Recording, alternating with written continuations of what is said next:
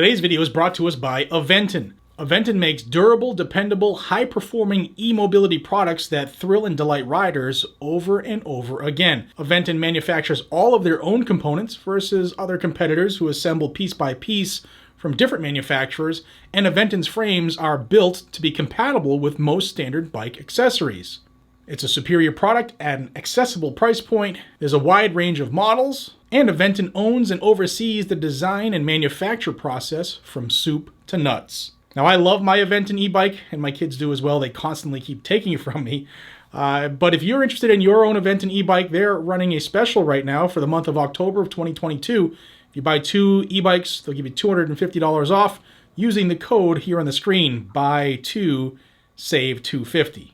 You can use my link down below to learn more, and as a side note, Aventon is the only e-bike manufacturer that offers discounts for first responders and our military. Thanks to Aventon for sponsoring the video, and let's get into today's topic.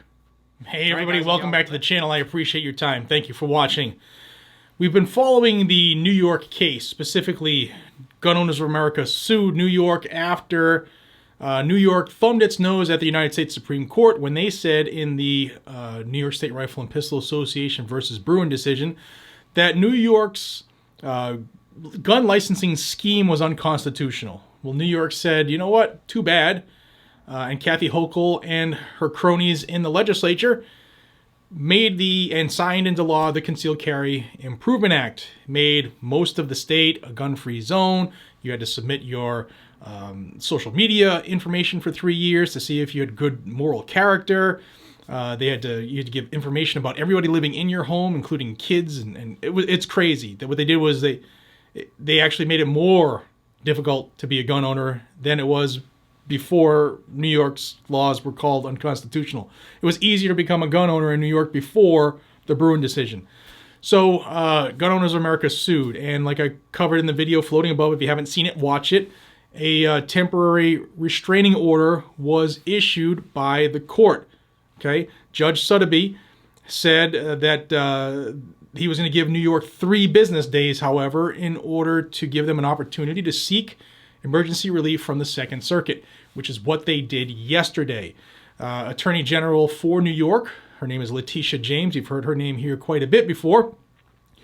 She begged the Second Circuit to take this up on appeal, and that's a problem there, one, but that the whole law should be able to stay in effect for a few reasons. On the screen here, this is her filing, and I'll show you the real crux of her order, of her motion, and then I'll tell you what GOA just did today in response to this. So she has here, she said, this motion seeks a stay pending appeal and an interim administrative stay pending resolution of this motion of an extraordinary temporary restraining order issued by the U.S. District Court for the Northern District of New York, Judge Sotheby, barring enforcement of integral aspects of New York State's Concealed Carry Improvement Act enacted in response to New York State Rifle and Pistol Association versus Bruin. Now jump to this part here. She says, the serious risk of irreparable harm to public safety and the possibility of regulatory chaos necessitates an immediate appeal. As the data confirm, more guns carried in more places by more people result in more crime, violence, and homicide. In addition, state and local officials have spent significant resources implementing the CCIA and informing New Yorkers about the new law, only to have the order sow confusion among the public, licensing officials, and law enforcement. The purpose of interim relief is to preserve the status quo, not to create turmoil during the pendency of litigation. Yes, and she's right. To keep the status quo, meaning the Constitution, to keep it constitutionally correct. Now, in her argument, she has 3 points. The first one is the court has jurisdiction over this appeal, okay? And even though she says in her thing right here that although ordinarily not appealable, a temporary restraining order may be appealed when it is effectively a preliminary injunction based on the duration of the order, whether it is issued after notice and hearing, and the type of showing made. We'll get back to that because like I just said, literally moments ago, GOA has filed a response to this, and we're going to go over this step by step. Her next point here is the district court's order should be stayed pending an appeal. This court should grant a stay of the order pending appeal, and an interim stay pending resolution of the motion. And here is her conclusion. It says the court should grant a stay pending appeal and an interim administrative stay of the district court's order. So they want this to stay as is, status quo, to continue to violate people's rights, make New York a safe space, unless you're a criminal, because this does nothing to take the hands out of the criminals and the skyrocketing amount of crime. It just makes law-abiding folks bigger targets. So that's New York. They did that yesterday. Well, GOA, like I just said, filed a response today, and it's glorious. Here's GOA's filing, and here is their introduction. This case involves a challenge to New York's most recent attempt to infringe the Second Amendment right to bear arms. In response to the Supreme Court's recent vindication of the right to keep and bear arms in public, New York State Rifle and Pistol Association versus Bruin, the state hastily enacted a poorly named and ineptly drafted statute called the Concealed Carry Improvement Act. Rather than obey the Bruin decision, the CCIA thumbs its nose at the Supreme Court, making concealed carry far more restrictive and the licensing process far more onerous than it was before the court's decision.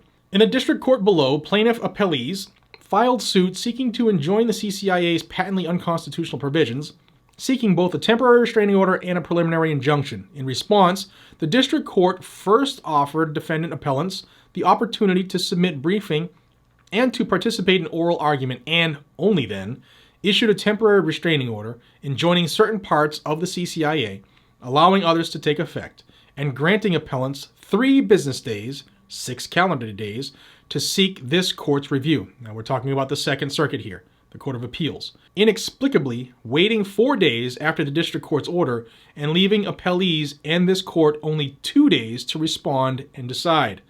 Appellants now seek a stay pending appeal of the court's decision, along with what they style an emergency interim administrative stay, while this court considers their motion. For the reasons below, appellees oppose both stays, and ask this court to dismiss the appellant's appeal, or in alternative, to deny their motion. Appellants malign the district court's order as an extraordinary temporary restraining order, but fail to note that the CCIA is no ordinary law, breathtaking in both its scope and its blatant unconstitutionality. This court should decline appellant's invitation to be the First Circuit Court to defy the Bruin decision, and should dismiss appellant's appeal in order to give the district court the opportunity to issue a ruling on appellee's motion for preliminary injunction. And this is GOA's responses. Argument 1. The district court's partial grant of a limited temporary restraining order is not appealable. Defendant appellants appeal from the district court's partial grant of a limited temporary restraining order for a limited period of time, yet, as this court has recently explained, as a general matter, appeal lies only from final judgments of the district court, or interlocutory orders that grant or refuse injunctions. As a TRO is interlocutory and is not technically an injunction, it is ordinarily not appealable. So the restraining order cannot be appealed. The TRO will cause no irreparable harm to appellants or the public. First, this district court's TRO will cause no harm to appellants, as many of the CCI provisions, which have been in effect barely a month and entirely without historical or modern analog having ever existed in any form in the laws of any state. Thus, appellants' argument that there will be serious, perhaps irreparable consequences by a pause in enforcement is pure speculation. Even if appellants had demonstrated some actual public safety benefit, it would come at the cost of disarmament of law-abiding gun owners, an unacceptably high cost, as the right to keep and bear arms is not the only constitutional right that has controversial public safety implications. Next, they say seeking a stay of the TRO is far from the only way for appellants to challenge the district court's ruling. For the second factor, appellants cannot show that the TRO can be effectually challenged only by immediate appeal. Appellants wrongly claim that the district court's order bears all the hallmarks of and is in substance an immediately appealable injunction. In short, appellants have not even come close to showing that emergency relief from this court is their only way to vindicate their interests, when their brief opposing plaintiff's motion for a preliminary injunction is due just 2 days from today. Since they have not met either requirement for showing that this court has jurisdiction to consider the district court's order, appellants' appeals should be dismissed. Here's the good part. Appellants have not shown entitlement to a stay pending appeal.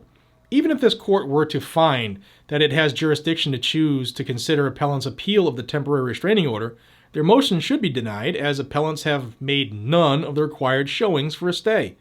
When considering such an application, the court utilizes a 4-factor test, with the first 2 being the most critical. Appellants must provide a strong showing that they are likely to succeed on the merits, irreparable injury to the applicant in the absence of a stay, substantial injury to the non-moving party if the stay is issued, and the public interest.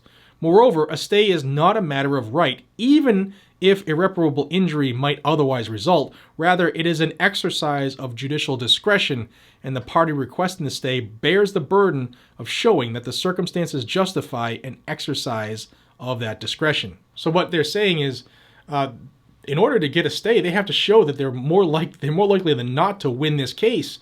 And according to Judge Sudaby, they're not, because this law is unconstitutional. In fact, GOA goes on to explain the appellants offer no plausible explanation on how they might succeed on the merits. Now, GOA goes on to say that nothing that New York has shown has given any reason for the court to issue a stay on this temporary restraining order. So let's just get right down to it, Judge. And I agree. I mean, of course I agree, because this law that New York rammed down the citizen's throat is unconstitutional and made being a gun owner even harder than it was before.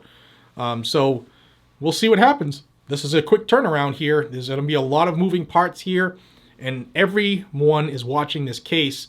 This is something that all the anti-gun states are watching. We have bills being either prepared or submitted for more sensitive places in states like New Jersey and Hawaii and other anti-gun states. So this is a big, big case right now. And who knows, this might end up before the Supreme Court as well. But first, we got to get through this step right here. Guys and gals, I say it in every single video. Support those who support you. I love GOA. I'm a lifetime member, friends with a lot of folks there. If you want to join Gun Owners of America and help support their efforts in this case and others, you can head right down in the link below. It's gunowners.org/GunsGadgets. I get nothing out of it. What you get is a discount on your membership. Just lets them know you came from here. That's all. And I always say, whatever you save on your membership, please donate at least that back to them, so that way they get the money that they need to assist in doing exactly what we want them to do, and that is to sue the pants off the government when they violate our rights, specifically the Second Amendment. So let me know what you all think about this down below. GOA is fighting back, and they're doing a great job at it. My hat is off to the entire team at GOA for doing what they're doing. Y'all know you got a friend here, so keep kicking ass. Until we see each other again, be safe, stay vigilant, and carry a gun to keep you, your friends, your family, your community safe. I'll see you on the next one, y'all. Take care.